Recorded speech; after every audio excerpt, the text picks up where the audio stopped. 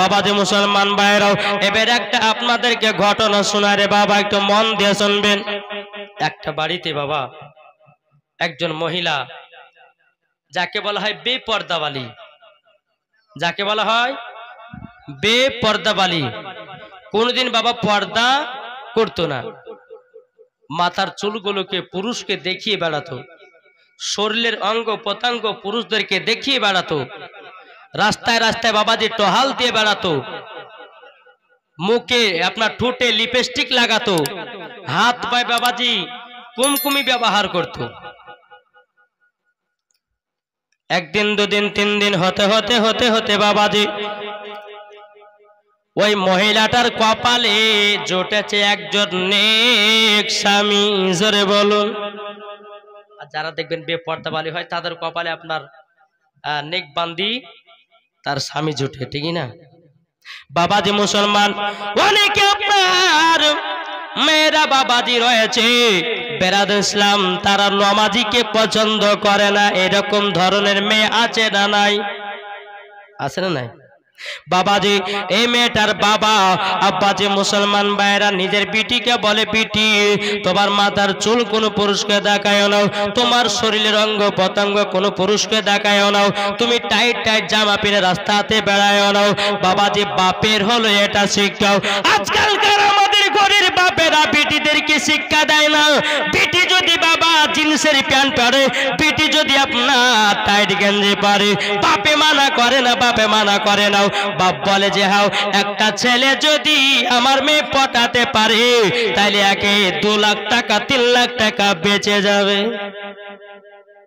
হক কথা বলবো বাবাজি, যে রাগছে রাগো, ফাটুচ্ছে ফাটুক, এরকম ধরনের মানুষ আছে না নাই? যে কথা বলেন বাবাজি মুসলমান ভাইরাও, এই বাবা তার বলে, বিটি বিটি তুমি এরকম কাজ করো না বিটি, একদিন তোমাকে অন্ধকার কবরে চলে যেতে হবে রে বিটি, গুনার কাজ করো না, তোমার মাথা চুল দেখায় নাও, মুখে ঠুটে তুমি লিপস্টিক দিও নাও, হাত পায়ে তুমি কুমকুমি ব্যবহার করো নাও বিটি। বাবা বাপের কারো বাপের কথা কোনো মতে বাবা শুনে নাও।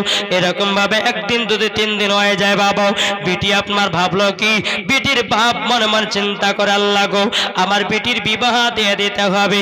বাবাজি ওই মানুষটা একজন কি করলেন, একজন 5 ওয়াক্ত নামাজি বালা ছেলেকে ধরে নিয়ে আসা হলো। ধরে নিয়ে আসার পরে বাবাজি ওই মেয়েটা কোন মতে বিবাহ করবে না, বিবাহ করবে না। বাবাজি তিনার বাপ বলে, বলো গো বিটি তুমি যদি বিবাহ না করো আমি তোমাকে আমার বাড়ি থেকে তেজপুত্র করে দেব। বাবাজি মুসলমান ভাইয়েরাও, এ সোনা মানিকেরাও, ওই মানুষটার বিটি বাবাজি আপনার কি করলো, ওই নামাজি বালাকে বাবা 3 কথাতে কবুল করে নিল। কবুল করে নেওয়ার পরে বাবাজি এই মেয়েটাকে নিজের বাপমার স্বামীর বাড়িতে আপনার চলে যায়, মেয়েটা নিজের শ্বশুর বাড়িতে চলে যায় বাবা। এ বাবাজি ছোট থেকে আপনি যেরকম শিক্ষা দেবেন বাবা শ্বশুর বাড়িতে গিয়ে ওই রকম ভাবে চলবে। শুধরাবে কি গো, শুধরাবে? একটা বাচ্চা ছেলে কি করে জানেন, একটা বাচ্চা ছেলে তার মা বাচ্চাটাকে নিয়ে খতম পড়তে যায়, কুল খতম। এই এলাকা কুল খতম হয় না, হয় না? কুল খতম হয়। বাবা যে মুসলমান, তো বাচ্চা ছেলেকে নিয়ে কুল খতম পড়তে যেতেছে। তো হঠাৎ করে অনেক মানুষের সামনে বলছে, বাচ্চা ছেলে বলছে, মা আমি মই দেবো। এই কথাটা শুনতে ভালো লাগছে, শুনতে ভালো লাগছে আপনাদেরকে? বাচ্চা ছেলে বলছে, মা আমি মই দেবো। যাই বেটা দেখে শোন, এতগুলি মানুষের সামনে মধু করছে কেন, এখানে আয়, তোকে একটা কথা শিখিয়ে দিচ্ছে। বলে কি কথা? তোর যখন পেশাব চাপাবে তখন বলে যে মা আমি গান গাহাবো, তাহলে আমি বুঝা যাবো তো পেশাব করে চলে যাবো, ঠিক কিনা? বাবা যে মা বেটাকে শিক্ষা দিয়েছে। 3 বছর পরে বাবা যে সৌদি আরব থেকে এই ছেলেটার আব্বা বাড়ি এসেছে, আর সেই দিনই বাবা যে একজন মানুষ মারা গেছে পাশের বাড়িতেই। বিবি বলছে, স্বামী গো 3 বছর পর আসলেন, একটু শুকুর দুকুর গল্প কহাইতাম, ভালো কি মন্দ তা তো হইলো না, তা কাজ করেন আমার বেটাকে নিয়ে রাতের বেলা থাকেন, এখানে পাশের বাড়িতে একজন মানুষ মারা গেছে। আর মা বোনেরা বুঝতেই পারছেন মানুষ মারা গেলে লাইন ধরে লম্বা লাইন। কোথায় যাচ্ছে গো মা? ও মগে 7টার বেটা মারা আছে, তা দেখতে যাচ্ছে। ওরা শুধু মরা দেখতে যায়, জীবিত দেখতে যায় না, ঠিক কিনা? বাবা যে মুসলমান তো ওই স্বামী বিবি বলছে, বিবি স্বামী গো আপনি রাত্রেবেলা আমার বেটাকালে থাকেন, এতে পাশের বাড়িতে একজন মানুষ মারা গেছে, ওখানে একটু বসে গিয়ে। বিবি চলে গেল বেটাকাতে বাপের কাছে। রাত্রি 12টা যে বাচ্চা ছেলে বলছে, মা আব্বা আমি গান গাহাবো। যে বেটারে এখন চুপ যাও, অনেক রাত হয়ে গেছে, এখন গান গাহাইস নে। আবার একটু বলছে, আব্বা আমি গান গাবো। পাশের বাড়িতে একজন মানুষ মারা গেছে, তুই যদি গান গাহে তো লোক শুনে নিন্দা করবে না, চুপ করে শো। আবার একটু বলছে, আব্বা আমি গান গাবো। এত জ্বালা সহ্য করে গেল না, এই গান গাইতে দিঘাই। গান যখন গাহাবি তোমার কানে কানে গাহা। যেমন বাবা বাচ্চা ছেলে তো বলে যে কানে কানে গাহা। এই ছেলেটা বাবা চেন খুলে বাবা যে বাপের গানে গরম গরম দিতে শুরু করেছে।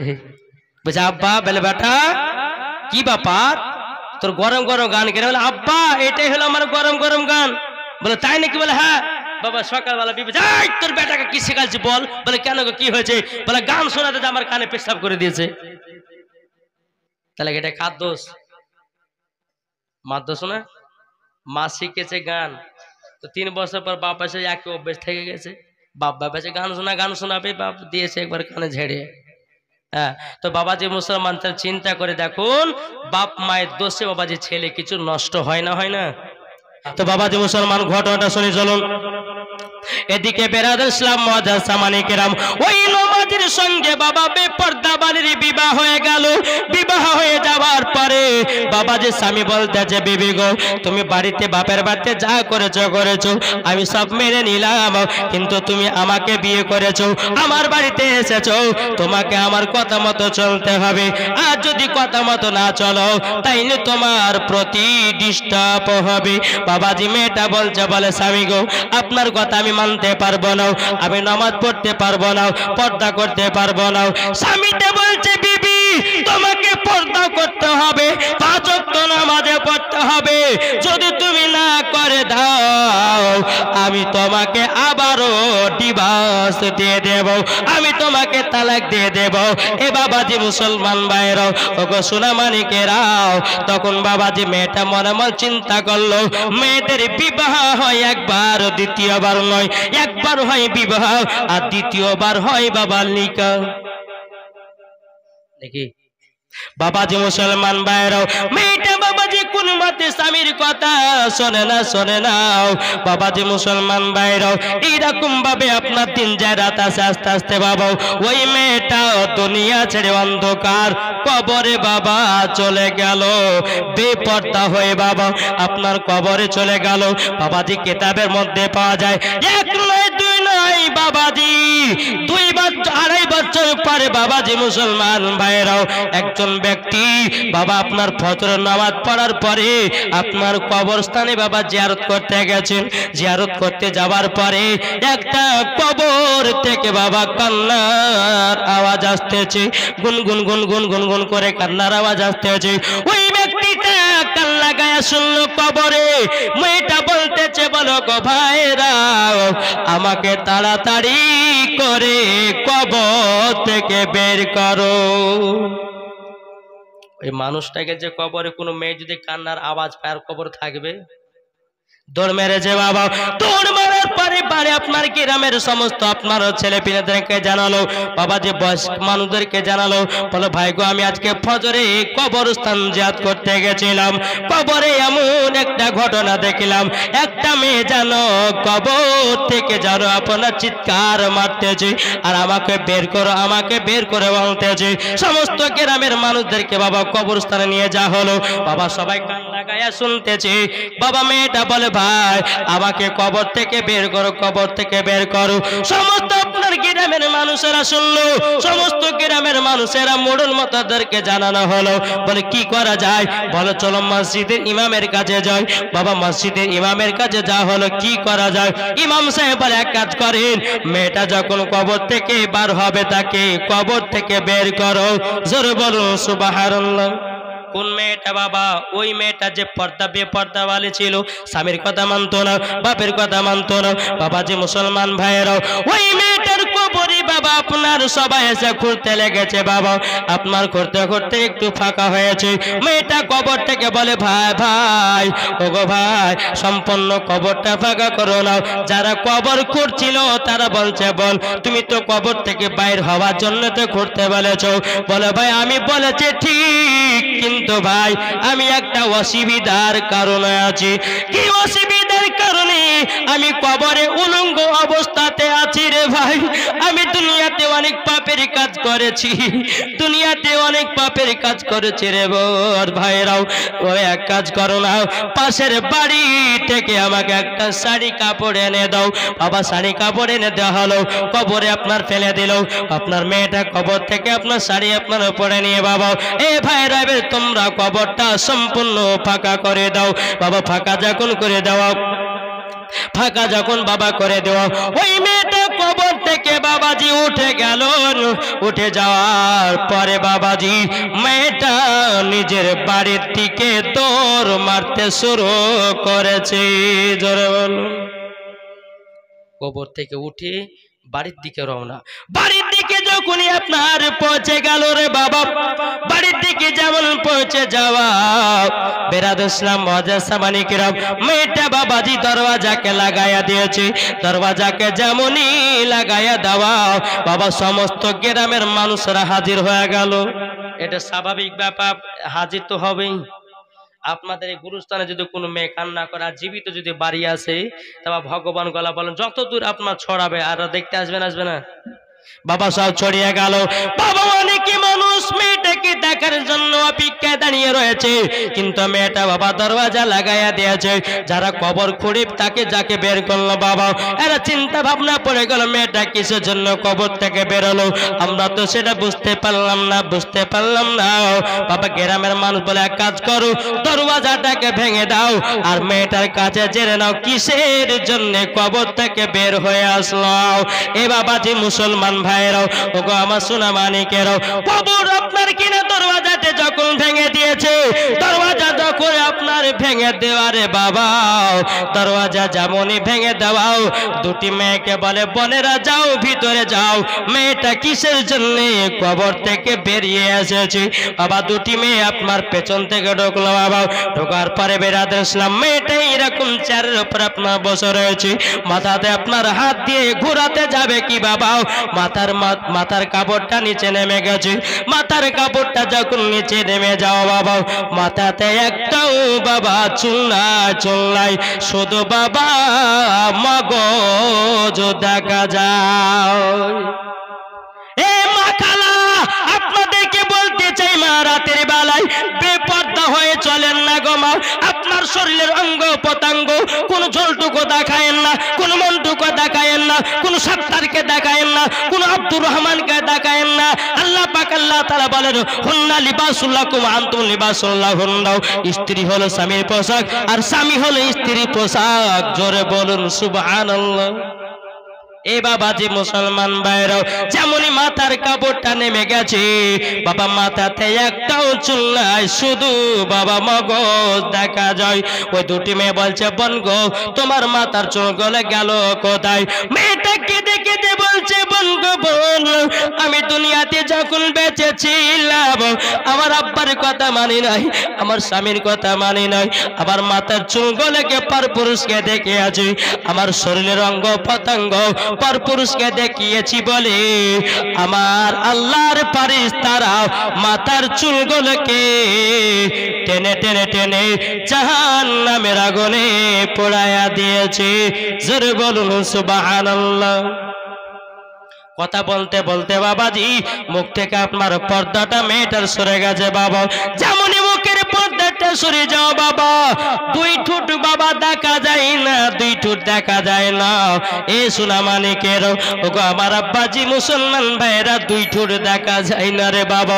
মেয়েটাকে বলে বোন তোমার দুটি ঠোঁট গেল গো কেমন করে? মেয়েটা বলতেছে বোনেরা আমি যখন দুনিয়াতে বেঁচেছিলাম আমি ঠোঁটে লিপস্টিক দিতাম, ঠোঁটে আমি লিপস্টিক দিতাম, তার জন্য আল্লাহর ফারিস্তারা ঠোঁটগুলোকে কেটে জাহান্নামের আগুনে পোড়ায়া দিয়েছে। এরকম ভাবে নিয়ে বাবা হাত পায়ের বাবা নাখুনগুলো দেখা যায় না, হাত পায়ে আপনার নাখুন দিয়ে বাবা রক্ত বেরোতেছে। বলে বোন তোমার হাত পায়ে এত আপনার রক্ত কেন? বলে বোন আমি হাত পায়ে কুমকুমি ব্যবহার করেছি, তার জন্য আমার আল্লাহর ফারিস্তারা ওই নাখুনগুলোকে তুলে তুলে জাহান্নামের আগুনে পোড়ায়া দিয়েছে। এ মা কালা শুনে যান গো মা, রাতের বেলায় কবর থেকে যদি মা বাঁচতে চান গো মা, ও গো মা জননী জীবনেও বেপরদা হয়ে চলবেন না। নাকি বলছেন? নিজের বিবিকে, নিজের ভাইকে, নিজের বোনকে বাবাজি, নিজের বোনকে, নিজের আত্মীয় স্বজনকে পর্দাতে রাখুন, আমার আল্লাহ খুশি হবে। জোরে বলেন। এই বাবাজি আপনাদেরকে বলে যাই বাবা, হক হকই থাকবে আর বাতিল বাবা বাতিল হয়ে যাবে, সত্য সত্যই থাকবে আর মিথ্যা বাবা চিরদিনের জন্য ধ্বংস হয়ে যাবে। তেমন আল্লাহ পাক আল্লাহ তাআলা কোরআনের মধ্যে বলতেছেন ওয়া কুল জাআল হক ওয়া জাহাকাল বাতিলু ইন্নাল বাতিলা কানা জাহুকা। আল্লাহ পাক আল্লাহ তাআলা বলতেছেন সত্য এসেছে আর মিথ্যা চিরদিনের জন্য ধ্বংস হয়ে যাবে। আল্লাহর কোরআন বলতেছে সত্য পথে চলো মজা পাওয়া যাবে, আর সত্য পথে যদি না চলো মরার পরে তোমার কবরে আযাব হবে। বুঝতে পেরেছেন? এ মা খালা, মেয়েটা যখন আপনার এই কথাগুলো বলে দিল, বলে দেওয়ার পরে মারা গেল, তাহলে এখানে কি বোঝা গেল? মেয়েটা কেন কবর থেকে বেরিয়ে আসলো জানেন? মেয়েটা বলতে এসেছিল দুনিয়ার মা বোনেরাও, তোমরা কেউ খালি মাথাতে রাস্তা রাস্তা বেরিয়ে বেড়াবে না, তোমরা কখনো টুটে লিপস্টিক দেবে না, তোমরা হাত পায়ে কুমকুমে দেবে না, তোমরা শরীর অঙ্গ প্রত্যঙ্গ কোন পুরুষকে দেখাবে না, যদি দেখাও আমার মতন হাল তোমাদেরও খবর হবে। মেয়েটা বাবাজি বলতে এসেছিল যেমনই বলা সারাও বাবাজি মুসলমান, তাইলে বুঝুন না ভাই, আপনাদেরকে বলতে চাই কোন বিটিকে আপনার ঠোঁটে লিপস্টিক লাগাতে দিবেন না, কোন মা বোনকে হাত পায়ে কুমকুমি ব্যবহার লাগাতে দিবেন না। তা আমার আল্লাহর নবী সাল্লাল্লাহু আলাইহি সাল্লাম বলেছে আদাইসুল জান্নাত, দাইস ব্যক্তি কখনো জান্নাতে যাবে না। সাহাবায়ে কেরাম বলতেছো গো নবীজি দাইস বলতে কাদেরকে বোঝায়? বলে যে বাপ হয়ে যার বিটিকে পর্দা রাখলো না, যেই বাপ হয়ে তার বেটাকে কোরআন শিক্ষা দিতে পারলো না, যেই স্বামী হয়ে যার বিবিকে পর্দা রাখতে পারলো না, তার নাম হলো দাইস। আর দাইস ব্যক্তি কখনো জান্নাতে যাবে না।